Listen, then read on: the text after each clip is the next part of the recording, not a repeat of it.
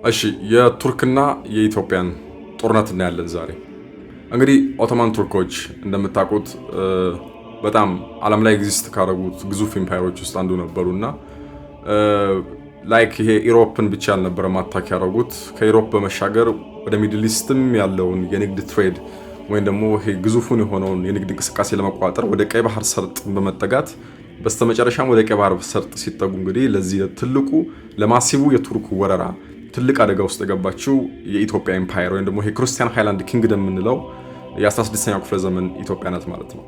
እንግዲህ ብዙ ጥንቅጦች የነበሩት የ16ኛው ክፍለ ዘመን የኢትዮጵያ ሂስትሪ አሁንም ትልቅ የሆነ ማሲቭ የሆነው ጥንቅጥ የፈጠረው የኦቶማን ቱርኮች በሬድ ሲ ሰርጥ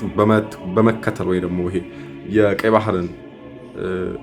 ጫፍጫፍ ቦታዎች ይሄ ኮስታል ኤሪያዎችን በመመርኮዝ ቀጥታ ዲፕ ወደ ኢትዮጵያ የገቡበት ጊዜ ነበረ። እንግዲህ የዚህ 16ኛው ክፍለ ዘመን ጊዜው የኢትዮጵያ ሊደር የነበረው ወይ ደግሞ የክርስቲያን ሃይላንድ ኪንግደም መሪ የነበረው ኢምፔሪየር አጼ ሰርጸ ድንግል ወይ ደግሞ አጼ ሰርጸ ድንግል የምንለው በተደጋጋሚ ኦቶማን ቱርኮች ግዛቶቹን ለቀው የቀይ ባህር ኤሪያዎችን ለቀው እንዲወጡለት ማስጠንቀቂያ ቢሰጥም አንድ ማዳመጫ ያላገኘበት ሲዝን ነበር ማለት ነው። በተደጋጋሚ የተላኩት የአጼ ሰርጸ ድንግል መልእክቶች ተቀባይነት ባለማግኘት ኦቶማን ቱርኮች በአህመድ ፓሻ ይሄ ገና ይሄ ፕራይም ኦቶማን ገና ትልቁ ያልተዳከመው የኦቶማን ኤምፓየር በአህመድ ፓሻ እየተመራ ጭራሽ ባስ ብሎ ቀይ ባህርን በመሻገር ዲፕሊ ወደ ሰሜኑ የኢትዮጵያ ግዛቶች ፕሬዘንት ዴይ የትግራይ ፕሮቪንስ ወይ ደግሞ የትግራይ ሪጂናል ስቴት የምንለው ውስጥ የገቡበት ሲዝን ነበር ማለት ነው። ሙሉ ለሙሉ የቀይ ባህሩ የሬድሲ ኤሪያ ይሄ ባህረ ነገስታቶች የቱርክን መምጣት ወይም ደግሞ በቱርክ ቀኝ ለመገዛት ዲፌንድ ያላደረጉበት ሲዝን ነበር። ይባስ ብሎ እነ ይስሐቅ ሁሉ ተቀብለው የኢትዮጵያንም የተቀረውን ግዛት ለማስወረር ዲፕሊ ቱርክን ያስገቡበት ሲዝን ነበር ማለት ነው። በስተመጨረሻም የቱርኮች ግስጋሴ ይባስ ብሎ የትግራይ ፕሮቪንስ እንቲቾ ላይ ደረሰ ማለት ነው። የፕሬዘንት ዴይ እንቲቾ ትግራይ ቦታ ላይ እዚህ እንቲቾ የትግራይ ፕሮቪንስ ላይ ሲደርሱ ወደ 1000 የሰለጠኑ የምታያቸው ይሄ በአማርኛ የታሪክ ጸሐፍቶች ጃኒዘር የሚሏቸው እኛ ደግሞ በእንግሊዝኛው ይሄ ጃኒሰርስ የምንላቸው በጣም የሰለጠኑ የቱርክ ጦሮች እንዲሁም ደግሞ ይሄ እነ ኮንስታንቲኖፕል የጣሉበት ተተኳሽ መድፋቸውን እስከ 150 ድረስ በመያዝ ነበር ሆርን ኦፍ አፍሪካ ላይ ደረሱት። ይሄ ሂስትሪ በሆርን ኦፍ አፍሪካ ለመጀመሪያም ለመጨረሻም ጊዜ ኦቶማን ቱርክ መድፍን በመጠቀም እንደነ ኮንስታንቲኖፕል የደበደበችው ብቸኛ የአፍሪካ ኤምፓየር የኢትዮጵያን ኤምፓየር ደግሞ ክርስቲያን ሃይላንድ ኪንግደም ነበር።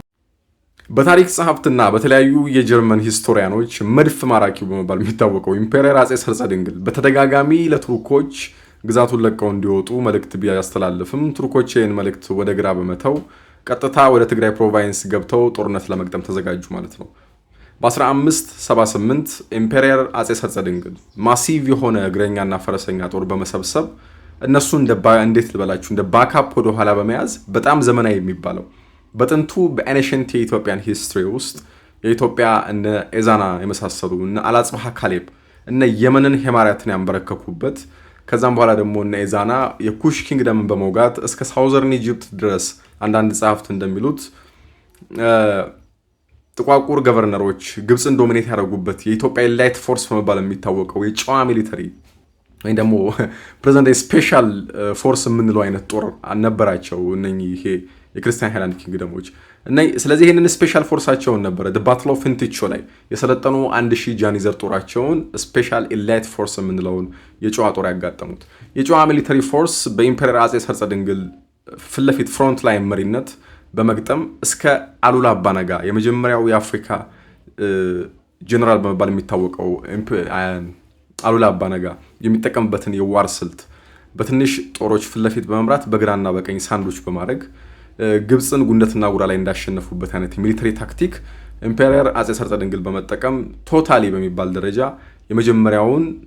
የሰለጠነውን የጃኒዘር ጦር እስከ 200-300ን እዛው ላይ የመጀመሪያውን የእንቲቾ ጦርነት ላይ በማሸነፍ ደመደሙ ማለት ነው። እንግዲህ የመጨረሻው ማሲቭ የሚባለው ጦርነት በ1578 የፕሬዘንት ዴይ ተንቤን የሚባለው የትግራይ ግዛት ውስጥ የመጨረሻው ባትል ኦፍ ቀሮ የሚባለው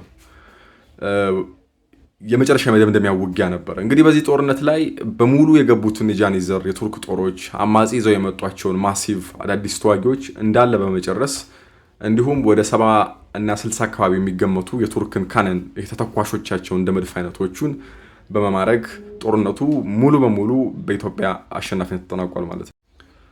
እንግዲህ በታሪክ መድፍ ማራኪው የሚባለው ኢምፔሪያል አጼ ሰርጸ ድንግል የቱርክን ሂዩሚሌት ዲፊት አሳፋሪው የቱርክ ሽንፈት በሆርን ኦፍ አፍሪካ ሆኖ ከተመዘገበ በኋላ ቱርኮች ከአፍሪካን ሬዚስታንስ ያልጠበቁት አውሮፓያኖች በዚህ ልክ እንኳን ያልገጠሟቸውን አይነት ውጊያ በአኳርድ በሚባል አንድ ኔሽን ሆርን ኦፍ አፍሪካ ላይ ባሉ ጥቁር ህዝቦች የመሸነፍ አደጋ ከደረሰባት በኋላ ሙሉ ለሙሉ የቀይ ባህርን ፕሮቪንሶች ለቀው በመውጣት